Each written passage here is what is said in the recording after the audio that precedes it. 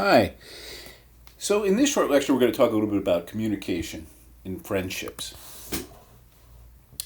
So, when we talk about friendships broadly, we're talking about a whole bunch of different kinds of relationships, right? There's youthful versus mature friendships, long term versus short term, relationship oriented versus task oriented, high disclosure, low disclosure, etc. Right? So we'll talk about all these.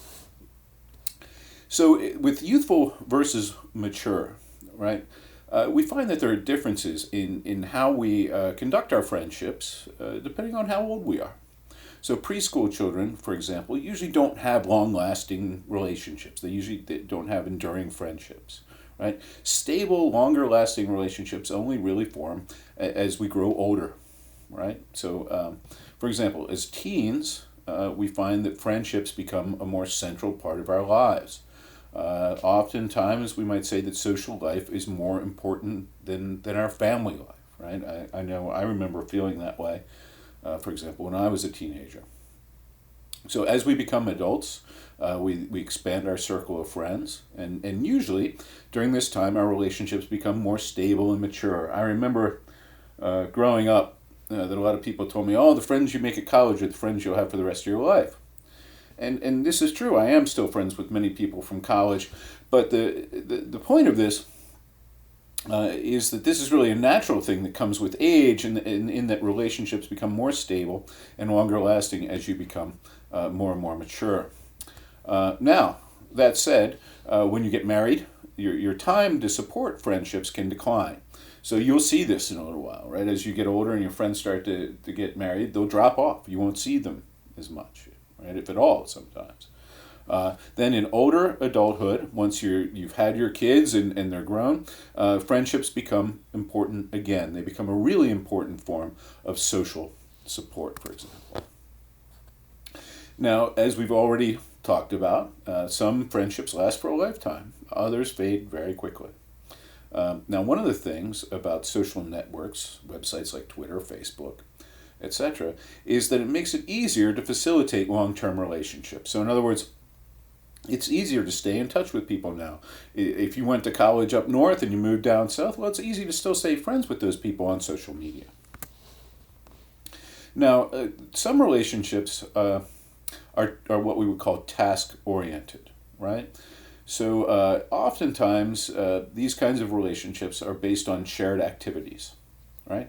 So maybe you have your soccer friends or your baseball friends or your golf buddies, right?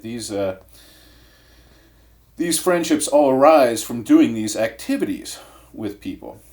Then at other times you have what are called relationship-oriented friendships, and these are grounded in mutual liking and social support that's independent of these shared activities. So these are friends that you didn't make just because you had to take the bus together, or friends that you don't make because you're on the wrestling team together, right? These are friends that you'd be friends with no matter what you did.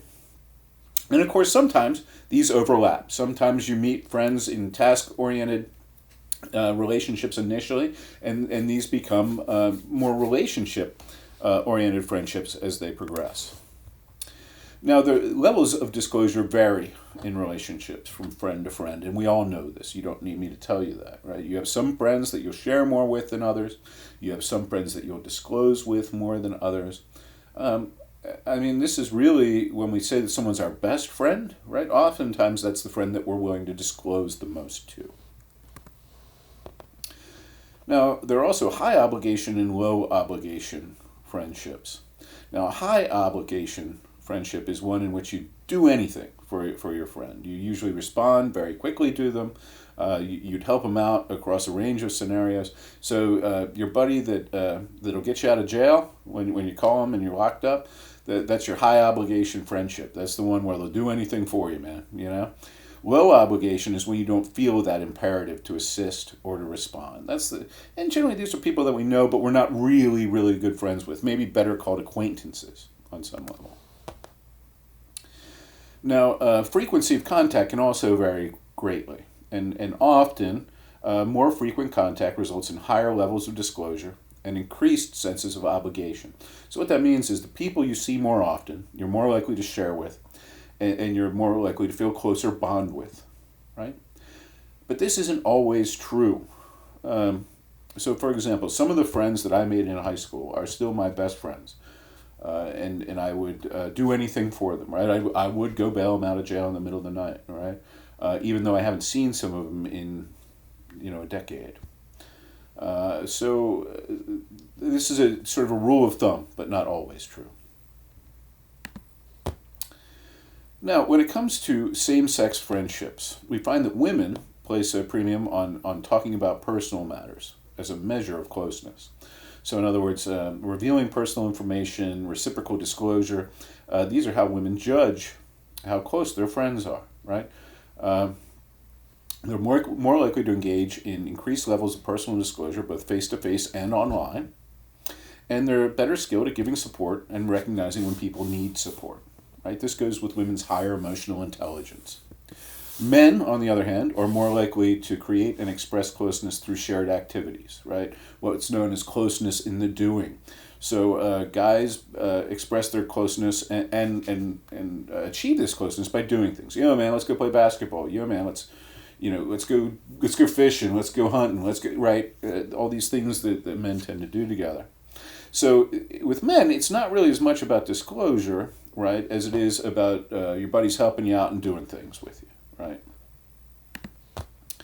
Now, with cross-sex friendships, these are good in some ways because, for example, men being friends with women, right, just friends, gives them a greater chance to share their emotions and concentrate on relationships, right? So men don't really share their emotions with other men generally. So men being friends with women enables them to do something that they don't get to do a lot of times when they're just around other men.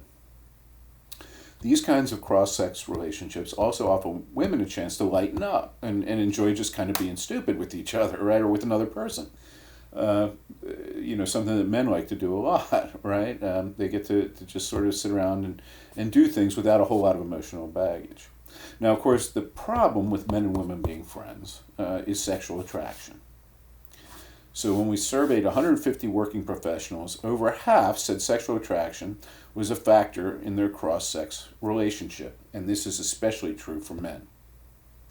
So women view men as platonic friends, and when we say platonic, that means as friends that they're not sexually interested in, and they assume they're not sexually interested in them, right?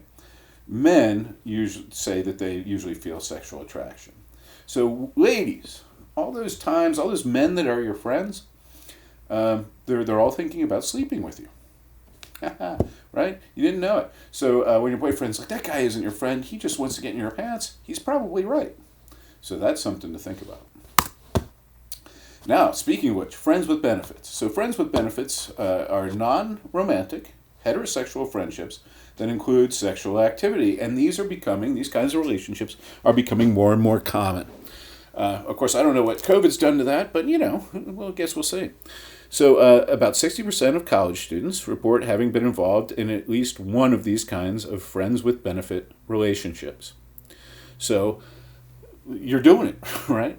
Literally.